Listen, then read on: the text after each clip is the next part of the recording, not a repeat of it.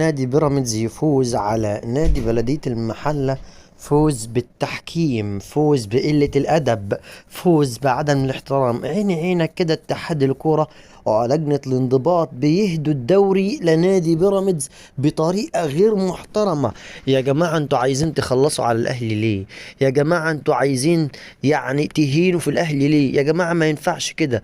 النادي الأهلي للأسف الشديد مؤامرات وكولسة شغالة ليل نهار لنادي بيراميدز ونادي الزمالك علشان يخلصوا على النادي الأهلي، علشان الأهلي ما ياخدش الدوري. ولكن بعون الله وبفضل الله وإن شاء الله الأهلي غصب عنكم برضاكم هيقدر ياخد لقب الدوري، وهيفوز جميع مبارياته وهيسحق الجميع وهيكون الأول في الدوري المصري. عزيزي المشاهد، هو ده كان فيديو النهاردة. شكرا لكم والسلام عليكم ورحمة الله وبركاته.